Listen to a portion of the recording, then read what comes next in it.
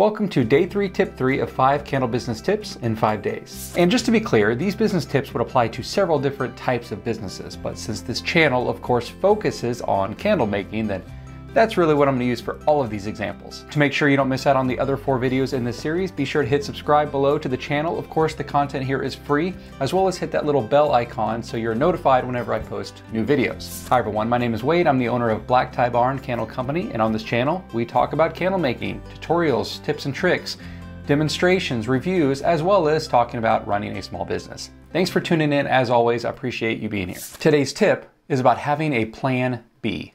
A backup plan when it comes to materials, suppliers, or even a business plan. Anyone running a business, especially any type of business that involves purchasing materials and making products, knows firsthand how tough things have been over the past couple of years thanks to the pandemic. During this time, supply chain issues have had a significant impact not just on manufacturing of materials, but also distribution. For you fellow candle makers, we're talking about things like wax and fragrance and wicks and jars. Oh my gosh, wicks and jars. What a pain the last couple of years. Seriously, I couldn't go a day without seeing other candle makers making posts or comments about being completely out of stock on the materials, not being able to make any products at all, and just not sure what to do. And I feel for you. It's happened to me in the past as well, so I completely understand. Not being able to purchase materials means not being able to make products. And if you can't make products, then you can't sell your products. Not a very good recipe for a successful business. So what did I do to prevent this from happening to me again in the future? Or at least to significantly reduce the chance of it happening? Well, the answer is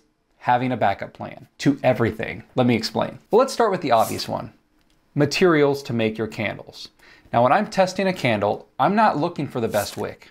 I'm looking for the best 2 wicks. Preferably a different type of wick, a different family of wicks, not just a different size. What about jars for candle making? We all test our candles based off the size of the jar. That's what helps us determine the right wick choice. So my advice, or at least what I've done, is help to find other jars with the same diameter from other suppliers, and preferably also in the same kind of overall shape as well. So this way, if you have a hard time finding your normal jars or your normal wicks, you have a backup plan. A secondary list of materials that you know you can make good products with. Well, what about wax? Well, this one's a tougher one because wax isn't exactly interchangeable with one another. And it can be very expensive and time consuming to come up with a whole secondary backup wax. And there can be a lot of testing involved with a new wax. But if you have the time and you have the means, I think it's a good idea to at least become comfortable with another wax.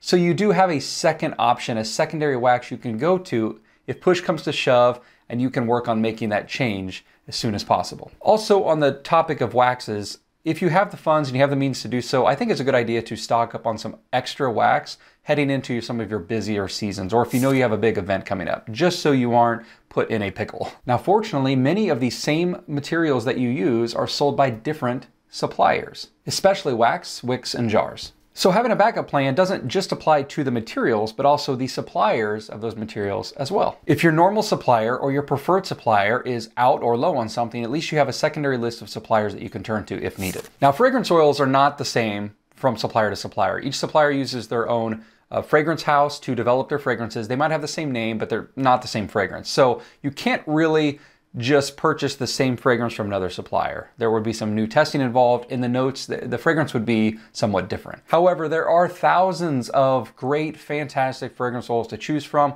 all over the place. So at least have several other fragrances that you know you like and you can use if you need to. All candle makers, as you know, are also fragrance addicts, meaning we just want every fragrance that we come across. We seem to just constantly want more and more fragrances. So it's not like there's not a lack of options out there. Obviously, we can't use every fragrance that we come across in our normal candle lines, but that's why it's important to have a backup set of fragrances that you can turn to if your normal fragrances are out of stock. All right, so you have your backup materials and your backup suppliers for those materials, so you've set yourself up to make sure that you can continue to run your operations. You have enough stock of what you need to make your products. But what about selling them? And is it important to have some kind of backup option here as well? Well, many small candle businesses live off of farmers markets, craft shows, and holiday shopping events. Through most of 2020 and 2021, as you know, the majority of these were completely shut down. And many small businesses were left not knowing what to do. And that's why I think it's very, very important to have at least another way for your customers to shop and purchase your products, like a website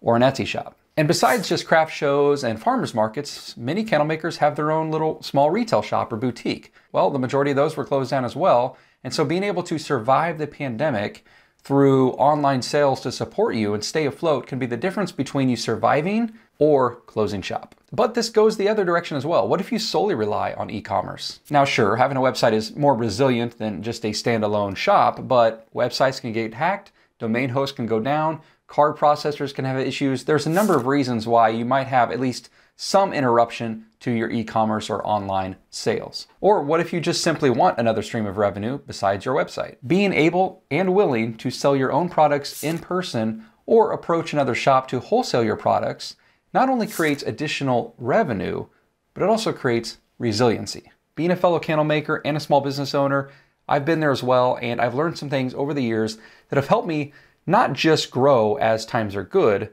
but to survive when times are bad. And I want the same for all of you, and I hope you found this video helpful. And if you're comfortable, please share in the comment section below some of the struggles that you may have faced over the last couple of years, and maybe some changes or things you did that helped. Oh, and if you're jumping into the middle of this video series and you want to check out the other videos, check out the 2 here on the screen. Thanks for watching. As always, I appreciate you being here. Please subscribe to the channel, give it a like below, and I'll see you next time.